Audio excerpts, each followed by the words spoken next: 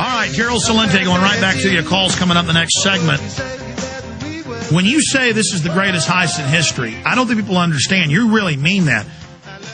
Well, 23.7 trillion, and they're grabbing every sector of the economy. And the green tax, the carbon tax allows the bureaucracy. I have the bill that they passed in secret, now public. As you know, I want your take on that. Allows federal agencies to raise taxes on toilet paper, beef, everything. I mean, this is government becoming God. You call that fascism, don't you? Go ahead. Well, the merger of state and corporate powers, according to Mussolini, is called fascism. So if it quacks like a duck and walks like a duck, let's call it a spade a spade. It's fascism. And to pick up on the second part of what you were saying, and I was saying, was that first they went through this whole scheme of the money printing. Well, that's going to run out, as we're seeing now, with the diving of the dollar and other countries looking for new reserve currency. So the next scheme is to tax the people to death. And whether it's hassle taxes, again, current events form future trends. Pick up today's USA Today. Look at the parking ticket numbers that they're putting out there.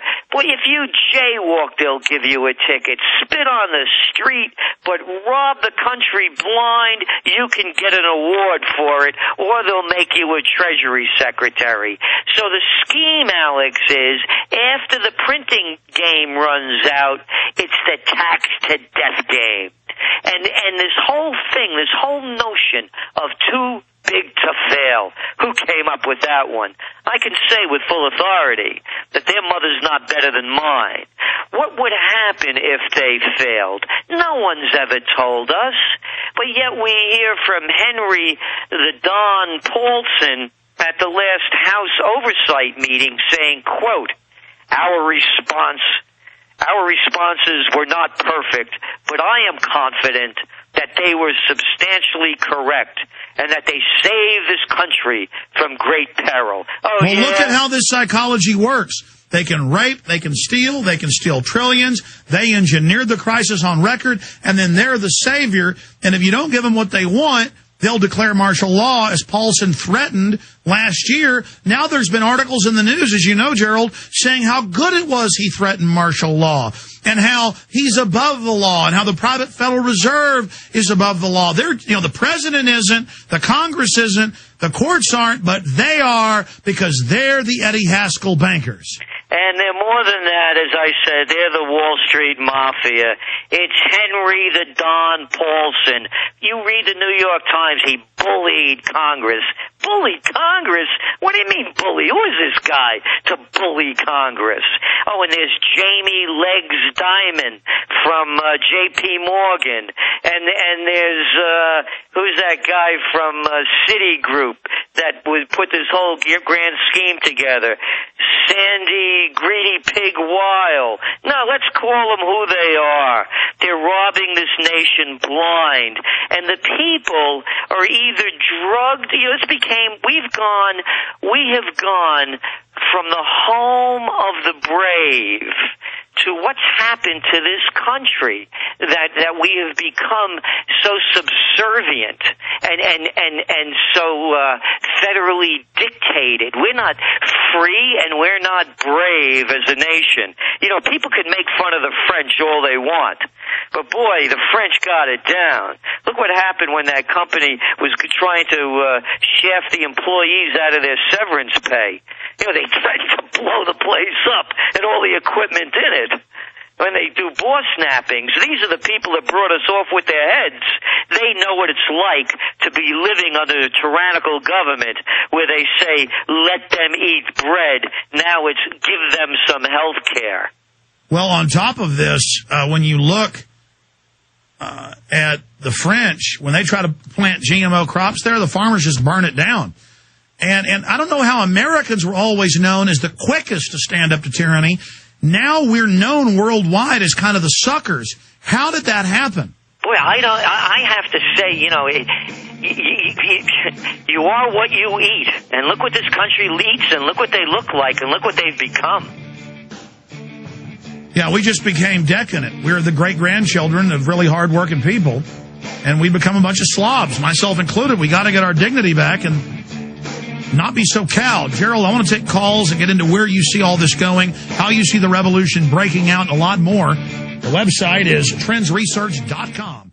Are you concerned for the safety of your loved ones? Listen closely to this message from pepperspray.com. Every 22 seconds a violent crime is committed. America has changed, and your personal safety is your first priority. Be smart. Be safe. Trust pepper spray instead of your luck. Pepperspray.com is the only website you'll ever need for all of your non-lethal self-defense supplies. Pepperspray.com carries one of the largest assortments of pepper spray and personal safety products on the web. From big to small, we have it all. Pepper spray, mace, animal repellents, stun guns, and tasers. Pepperspray.com also carries a large assortment of products for personal, home, child, and pet safety. Enter SAFE in the coupon box and you'll receive a special discount off of your order. So what are you waiting for? Go to pepperspray.com. That's pepperspray.com or call 1-800-908-9988 today.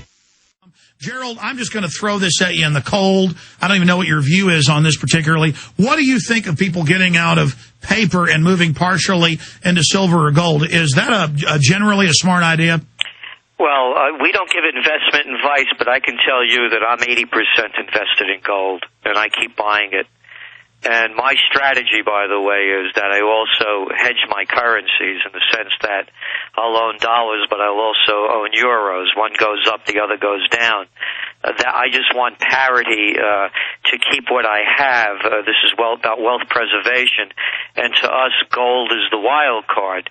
But having said that, as you may or may not know, in our December 2001, we had said that gold prices had bottomed, and we've been bullish on gold since, and we're predicting in our forecast of gold 2000.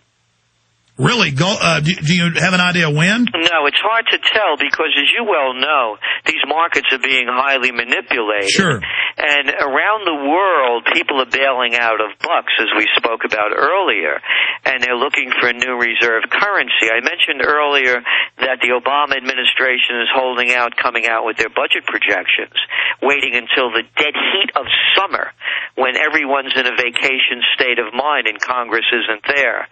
So there can be some very earth-shaking developments that are going to rattle the dollar. So it could happen at any time, but always remember that the game is going to be manipulated because once the world wakes up to the idea that their fiat currencies aren't going to be worth the paper they're printed on, there's going to be a huge run to gold. Another very important aspect. There's only one member of the G20 out there that's really criticizing America for its stimulus, recovery, bailout, and buyout packages. Germany.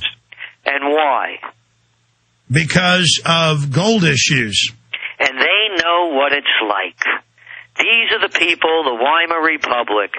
They still have the people alive that told the stories of going to a supermarket with a wheelbarrow of money. And they know how it happened because they printed phantom money out of thin air based on nothing and producing practically nothing. So that's why we're bullish on gold. But the bankers, to kill hyperinflation, aren't just loaning the money. So instead you have everything imploding while they print fiat to buy up real infrastructure. And then from the experts we've talked to, I want to see if you agree with the general economists we've had on, that then later the hyperinflation comes as an added nightmare over a depression economy, the untold superstorm or perfect storm of hyper-stagflation. Yeah, that's very true. And depression, actually. It's hyperinflation and depression. Look at the numbers. You well know, depending on who you talk to, the effective unemployment rate is 18.7%. Others are saying the unofficial rate is 20%. Mm-hmm. So that's what we're really looking at. People going, these kids going to college, where they're going to get jobs doing what? That's what I was about to say. You were saying the next big bubble is the college bubble. They're going into debt now for jobs that aren't even going to exist. And The commercial real estate, as you said on the show a year and a half ago, starting to implode. They're saying that's the next big one. Give us some of those trends. But going back to gold, because we've interviewed so many experts who are bullish or bearish on gold, but all of them acknowledge that everybody should be partially in gold and silver as a hedge against inflation, as an emergency parachute to just protect wealth, to make sure you've got something that can't be dissipated overnight like paper, but that speculatively, it's also the biggest boon in speculative, because if the dollar does implode or other major currencies, they're all over printing right now, as you know, that's kind of their answer, is global inflation kind of at parity, that gold could go to 3,000-4,000. Well, it can. It really can. You know, they keep, and then if there's war on top of this, because who knows? They keep talking about bombing Iran.